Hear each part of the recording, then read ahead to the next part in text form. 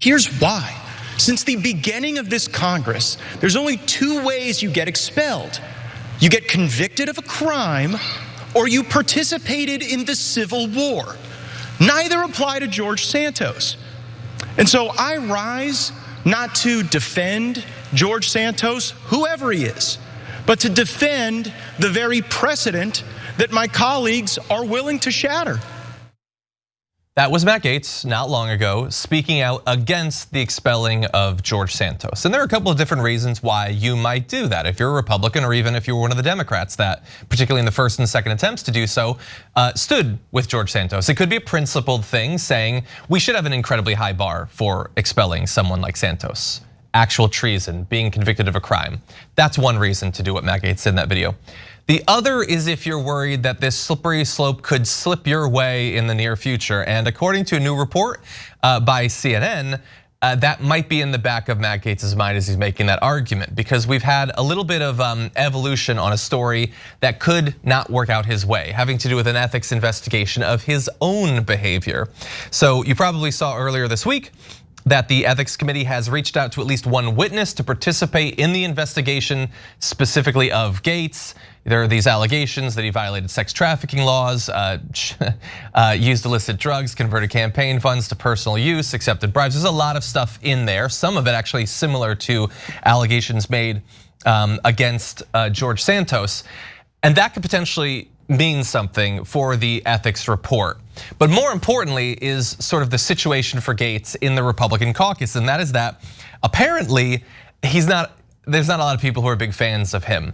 And according to anonymous House Republicans at this point, there are a lot that are waiting in the wings for what that report is going to say. And some of them appear to be salivating over what they could do if the report is damning for Gaetz, that he could be the next person that ends up being thrown out.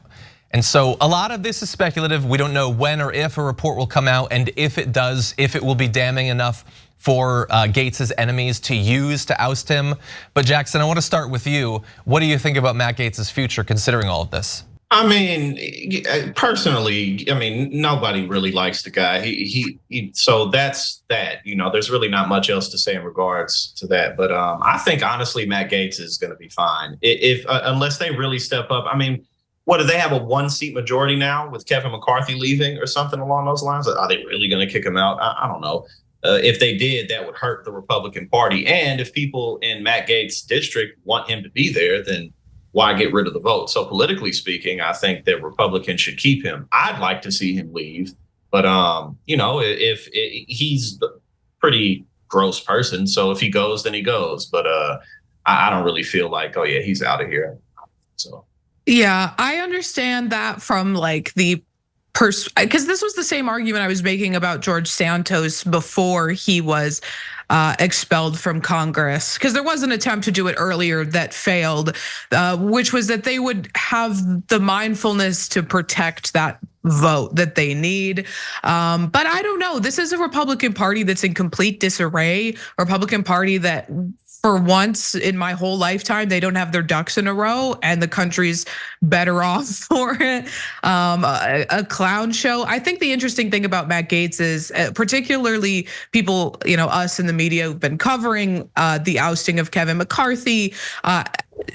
It's easy to think of Matt Gaetz as an individual who wields a lot of power because he was able to successfully oust Kevin McCarthy. But when you look at the raw numbers, it simply isn't true that he holds a lot of power within Congress. I mean, it was only him and I believe 7 other individuals who were able to oust Kevin McCarthy versus all of the other members of the Republican Party in Congress who supported Kevin McCarthy. Matt Gaetz is, from what I've heard, not very popular amongst his peers within the Republican Party, particularly within the more establishment parts of the Republican Party.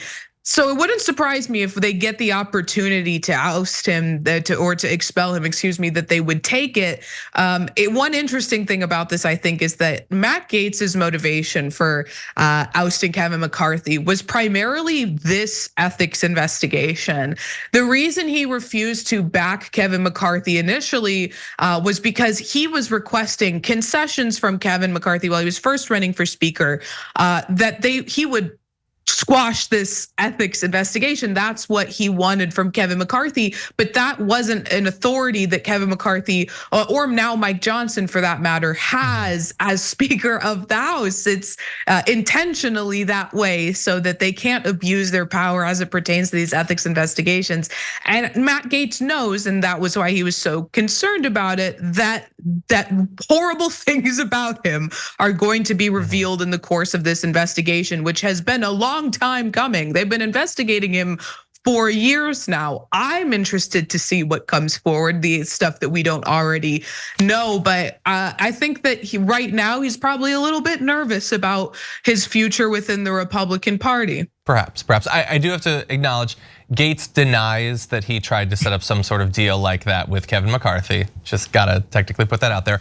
And look, I would prefer that if he's going to be charged with something, that they go through the legal process, or I don't know, maybe Florida gets its S together and votes him out either way. I don't want a slippery slope either, but I will be waiting on the edge of my seat to see what's in that ethics report.